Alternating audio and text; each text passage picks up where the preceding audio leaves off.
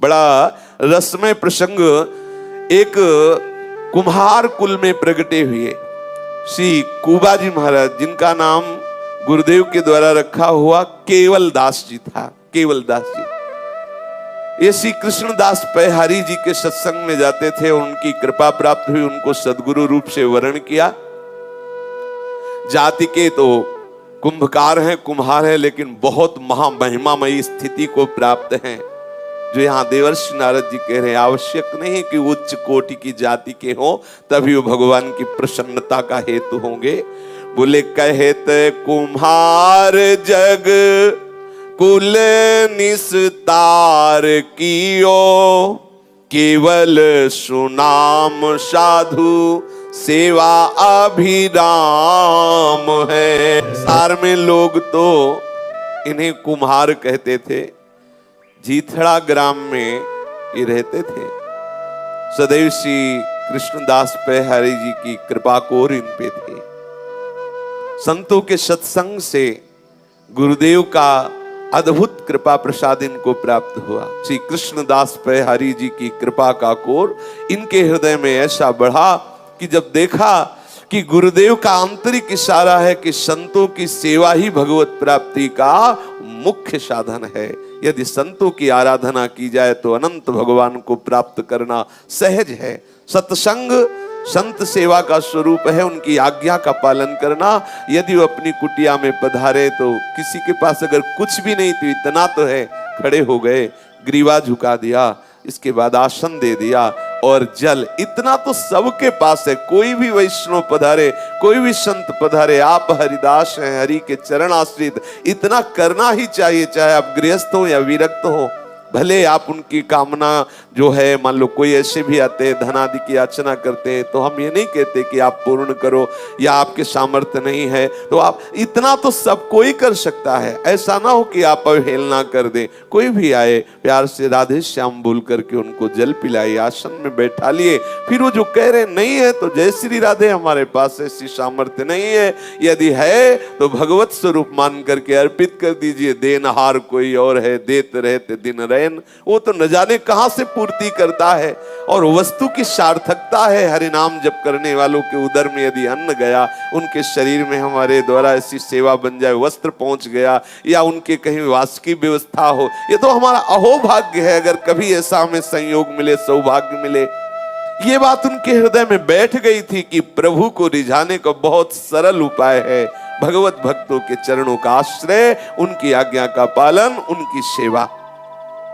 लोग कहते तो थे इनको कुंभकार, लेकिन सही पूछो तो ये वास्तविक कुंभकार है। जैसे कुंभकार है ना, कुम्हार मिट्टी लाता है और उसको पात्र का रूप देता है और फिर तपा करके उसमें जल भरने योग्य बना देता है। ऐसे ही जो इनके समीप आ जाता तो ये उसके हृदय में भाव की रचना करते और भक्ति सिद्धांतों से उसे परिपक्व करके, तपा करके प्रेम रस रखने योग्य बना देते। ये ऐसे कुंभकार थे। ऐसा एक महामहिमा में महाभागवत इस कुल में प्रकट हुआ कि जगत प्रणाम करता है ऐसे कुम्हार कुल को, जहां ऐसे महाभागवत श्री कुबाजी प्रकट हुए, केवल राम जी प्रकट हुए। एक बार की बात है कि इनके घर में वैसे तो संत महात्मा आया ही करते थे, कभी एक कभी दो, और ये बहुत ही अकिंचन स्वभाव के। ये केवल 30 बर्तन बनाते थे और रोज एक बर्तन बेचते, उसी से जो आता उसी से संत सेवा और अपने घर का पालन कर। ज्यादा इसलिए नहीं बनाते थे कि भक्ति का सिद्धांत है छठदम सील बिरत बहुकर्मा, निरत निरंतर सज्जन धर्मा।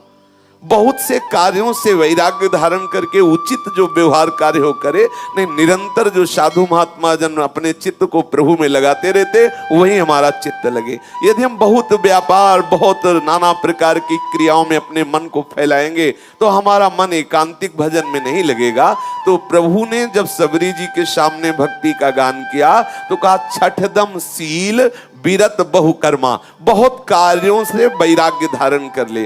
इसी सिद्धांत को लेकर के श्री कुबाजी महाराज बहुत बर्तन नहीं बनाते थे, 30 बर्तन बनाते थे और उन्हीं को परिपक्व करके एक रोज बेचते। जो उससे अर्थ आता उससे अपने परिवार का, आए हुए अतिथि का पोषण करते। एक बार इनके यहां संतों की मंडली पधारी और मंडली में तो मानो 20 संत 25 संत ऐसे मंडली चलती थी। अब जैसे एक मंडली है सौनक जी की, 88,000 ऋषि हैं, अगर ये मंडली आ जाए तो होता ही विचित्र बात। दुर्वासा जी भी कहीं कहीं पाया गया 60,000 शिष्यों से, ऐसा पाया गया। तो संतों की पहले मंडलियां चलती थी, तो 20-25 संत होंगे।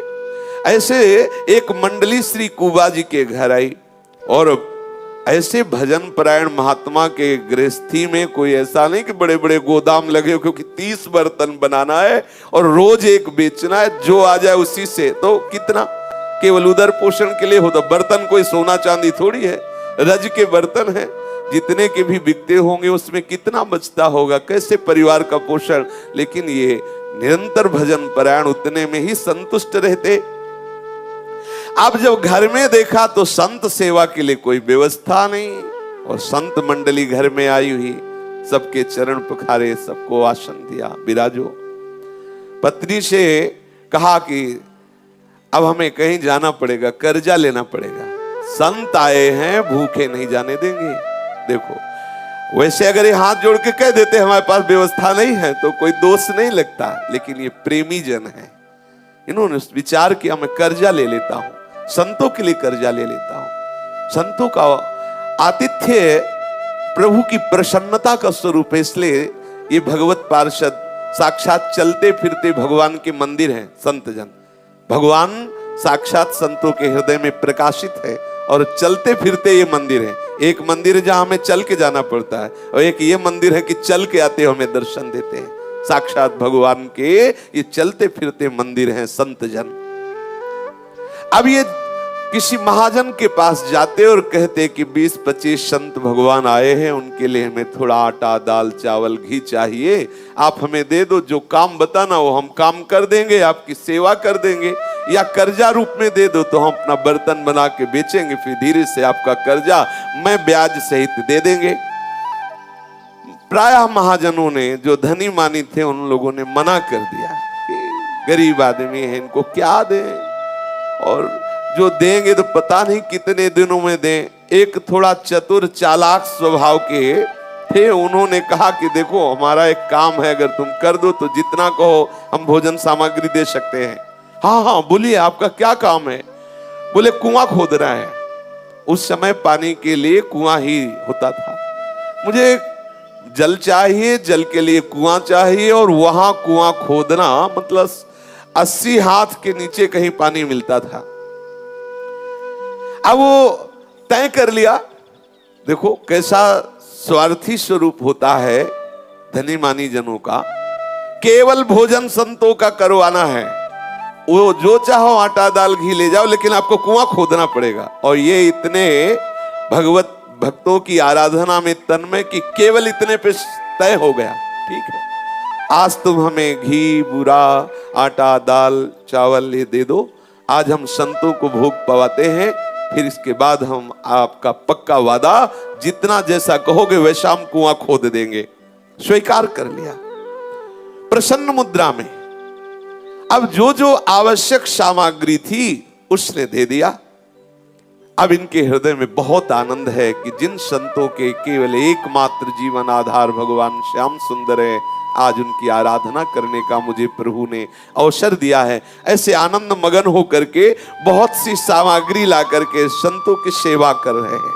सुंदर सुंदर पकवान आदि बनाए, भोज्य पदार्थ बनाए और ठाकुर को भोग लगाया और सब संतों को पवाया। खूब आनंदित हो रहे हैं।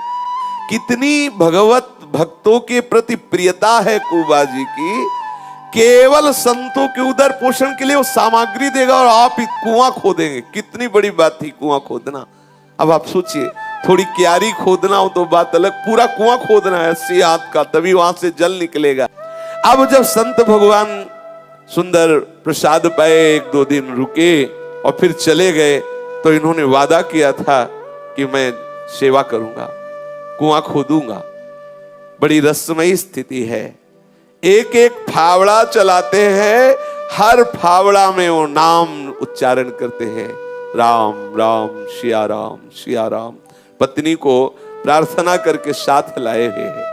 वो मिट्टी के तसले को उठवाती है, फेंकवाती है, और उससे भी कहते हैं कि अगर बात करना है तो हमें राम नाम संबोधन करके बात करना। बात करने जैसे अपने लोग बात करते हैं, राधे ऐसा संबोधन करते हैं, श्री हरिवंश ऐसा सब, मतलब हमें पुकारा जा रहा है या हमें संकेत किया जा रहा है। वैष्णव जन आपस में संकेत भी करते हैं तो आराध्य देव के नाम से ही संकेत करते हैं।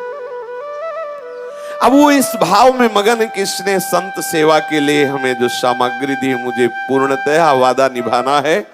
स्वार्थ लोभी महाजन को तो आनंद हो गया, थोड़ा सा अन्न देने पर इतना बड़ा काम करवाना, उसके लिए तो और लाभ का विषय है। अब ये भगवान नाम कीर्तन करते हुए एक एक फावड़ा मार मार करके रज भरते तसले में, नाम उच्चारण करते हुए तसले को फेंकते जाते। श्री केवल राम जी उस महाजन का कुआं खोदने लगे। खोदते समय आप तोते की तरह भगवान नाम उच्चारण कर रहे हैं, क्योंकि रस में डूबेंगे तो फावड़ा कैसे चलेगा, कैसे मेहनत होगी। इसलिए यहां तोते का शब्द केवल रटन। अगर चिंतन में डूब गए तो सेवा कैसे बनेगी। तो जिभ्या से जैसे तोते को सिखा दे बोलता रहता है, ऐसे जिभ्या से निरंतर सिया राम सिया राम सिया राम। एक एक फावड़ा मारते हैं, कुआं खोदते जा रहे हैं, जैसे जैसे फावड़ा मारते हैं सिया राम सिया राम। मिट्टी निकाल के तसला में स्त्री को संकेत करते हैं अपनी पर, सिया राम अर्थात उठवाओ, और उठा सिया राम। एक एक कदम आगे सिया राम सिया। कितना सुंदर भजन पद्धति। और उसको फेंकते हैं रज को, फिर सिया राम, फिर आके खोदते हैं। पूरा ऐसे फावड़ा चलाना, तसले में डलिया में भर करके उसे फेंकना, और उनकी पत्नी उनका सहयोग करा देती है, उठा देते हैं।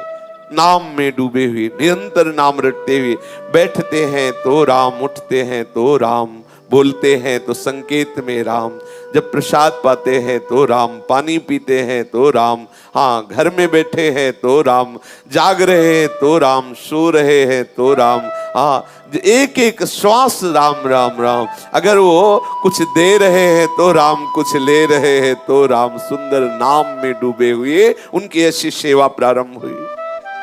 कुछ और नहीं जानते, क्योंकि कोई वेदों का स्वाध्याय, पुराणों का स्वाध्याय कुछ नहीं। नाम, सत्संग सुनना, गुरुदेव ने जो नाम दिया उसी में चित्त पूर्ण रूप से समाहित करना। अब वो कुआं खोदना नाम रटते हुए प्रारंभ किया। अब महाजन को प्रसन्नता हुई, बहुत सस्ते में कुआं खोद रहा है। खोदते खोदते रेतीली जमीन आई, चारों ओर से कई हजार मन मिट्टी खिसक गई। एकदम रेतीली मिट्टी थी और 80 हाथ खोद चुका था, बस पानी निकलने वाला ही था कि ऊपर से पहाड़ी फट गई रज की, और नीचे केवल राम जी दब गए, केवल दास जी। अब वो मिट्टी इतनी थी कि जब लोग दौड़े वहां, उनकी पत्नी आवाज की रोने लगी। लोग दौड़े तो देखा हजारों मन मिट्टी ऊपर लद गई, तो बोले अब तो सवाल ही नहीं कि बच सके, क्योंकि इतनी मिट्टी वहां सांस ही लेने की जगह नहीं, तो निकालना बेकार है। अब कौन मिट्टी हटा, सब हटाए भी तो बचेंगे नहीं। अब उनकी पत्नी को समझाया, कुछ ले दे करके उस धनी मानी ने कि भाई तुम्हारे भाग्य में ऐसा था, ऐसा आदि। अब 1 महीने तक कोई उस कुएं के आसपास भी नहीं गया, क्योंकि बड़ी दुखद घटना घटी। एक दैन्य भागवत दब गया। अब पत्नी तो राजी हो गई कि जैसा प्रभु का विधान, जैसा हमारा प्रारब्ध भोग। 1 महीने की बाद जो है उधर से कोई निकले तो एक ध्वनि सुनाई दी भगवान नाम की, सिया राम सिया राम सिया राम सिया राम। ऐसी ध्वनि सुनाई दी आने जाने वाले लोगों को। तो गांव में जाकर के शुभ समाचार दिया कि वो कुएं के पास से नाम धुनी आ रही है, और बड़ी आनंद प्रदान करने वाली, बड़ी सुखद आ रही है। अब जो लोग उधर उस कुएं के आसपास आते, इतनी आनंदमयी नाम धुनी थी कि सबको एकदम रोमांचित हो जाते, सिया राम सिया राम सिया राम, ऐसा सुध बुध न रहती। और सबको ये लगा कि 1 महीना हो गया। 1 महीने में तो क्या 1 मिनट में मर जाएगा व्यक्ति, जिसके ऊपर इतनी रज गिर गई है, कुएं में नीचे वो हो, जीने का तो कोई सवाल नहीं, ये नाम कैसे चल रहा है। अब यात्रियों के द्वारा ये भी सुनाई दिया कि केवल नाम ही नहीं चल रहा, साथ में ताल मृदंग करताल भी बज रही है। वह सुनाई देता ताल मृदंग करताल बज रही है। तो उधर से एक राजा निकला, तो उसको जब ये कि काहे को भीड़ लगी पता चला, यहां से नाम सुनाई देता है, तो राजा नजदीक गया, सुना। तो बोले यहां हो क्या गया था। बोले एक भक्त थे केवल दास जी, वो कुआं खोद रहे थे, मिट्टी ऊपर से गिर गई, वो बहुत गहरा 80 हाथ का कुआं खुद गया था, वो नीचे दब गए थे 1 महीना पहले। अरे उनका तुरंत खुदाई करवाओ। ये कोई दैवी आवाज नहीं सुनाई दे रही, ये तो आवाज उन्हीं की सुनाई दे रही है। अब आप देखो, भला इतनी मिट्टी के नीचे दबने पर कोई जीवित रहेगा, और फिर वहां से कोई बोले तो इतनी आवाज आएगी। ये है भागवतिक शक्ति, ये है संत सेवा का चमत्कार, ये है भगवान नाम रटन की महिमा। ऐसे तो कोई भले प्रमाद कर देता, लेकिन जब राज आदेश हो गया कि तत्काल मिट्टी हटाई जाए, तो मिट्टी हटाना प्रारंभ हुआ। जो ही मिट्टी हटाई तो देखा कि एक मेहराब सा बन गया, गुफा सी बन गई। देखो कृपालु प्रभु की कृपा। जहां केवल दास जी बैठे हुए थे, काफी दूर तक मिट्टी नीचे नहीं गिरी थी, अपने आप ऐसे ऊपर रुक गई थी, एक गुफा सी बन गई थी। ऊपर सब मिट्टी है और नीचे एक गुफा, बिल्कुल आराम मुद्रा में वो बैठे हुए हैं, और जोर जोर से नाम धुनी हो रही, सिया राम सिया राम सिया राम, ऐसी। और सबने देखा कि उनके समीप बहुत सुंदर पात्र में कुछ भोग रखा हुआ है, बढ़िया सुंदर जल रखा हुआ है। देखो 80 हाथ नीचे कौन भोजन पहुंचा रहा है, कौन जल पहुंचा रहा है, कैसे वायु जा रही है, कैसे यहां तो थोड़ी देर अगर किसी थोड़े से भी उसमें, जैसे लिफ्ट में बिजली चली जाए तो प्राण घबराते, भाई जल्दी कुछ व्यवस्था करो, लिखा। 1 महीना उसमें नीचे कैसे प्राण रहते, भक्तों की कैसी अद्भुत सोच के जी में घबराहट पैदा होती। सोच के थोड़ी देर सोचो, एक 80 हाथ का कुआं है, और ऊपर से, ठीक है वो आपके ऊपर नहीं गिरी, थोड़ा ऊंचाई में बिल्कुल पैक हो गया। अब आप बता, इतना सोच के केवल प्राण घबरा रहे, कैसे रहेंगे। लेकिन देखो कैसा नाम प्रेमी महात्मा, कैसा भगवत भक्त सेवी महात्मा, कैसे प्राणों से युक्त, बलवान प्राणों से युक्त है, नाम कीर्तन हो रहा है। समय समय पर प्रभु सुंदर जल और भोजन पहुंचा रहे। अरे उन्हीं को नहीं पहुंचा रहे, कितने ऐसे जीव अनंत है सृष्टि में, जो भूमि में के नीचे दबे, जो पहाड़ों के नीचे, प्रभु सबको दे रहे। ये ज्ञान जिसको हो जाता है, वो पोषण भरन न चिंत कराई, श्री हरिवंश विभव विलसाई, वृंदावन की माधुरी। अब तो जो जो वहां थे सब राजा सहित श्री केवल दास जी के चरणों में लिपट गए। भगवत कृपा से बिल्कुल सुरक्षित थे, बस थोड़ा पीठ ऐसे करले से थोड़ा पीठ में कुबड़ निकल आया था। 1 महीने से ऐसे ही बैठे थे, तो पीठ में थोड़ा सा कुबड़, और सुंदर जलपात्र रखा हुआ, सुंदर भोग सामग्री रखी हुई है। अब तो सब कीर्तन करते हुए उनको कुएं से बाहर निकाला गया, घर लाए। अब तो नगर के लोग दौड़ दौड़ करके आ रहे हैं, अलग अलग गांवों के लोग भेंट लेकर के। आश्चर्य की बात है, आश्चर्य की बात, सर्वाश्चर्य के 1 महीने से कुएं में प्राण नहीं गए, वहां भोजन, वहां जल पहुंचा रहे, नाम कर रहे, प्रसन्न मुद्रा में सब लोग आते, प्रणाम करते, पूजा करते। बड़ी भीड़ लग गई उनके द्वार में, चारों ओर झुंड के झुंड भक्तों के समूह आकर के उनको प्रणाम करने लगे कि अहो भाग्य, ऐसे महाभागवत के दर्शन हुए।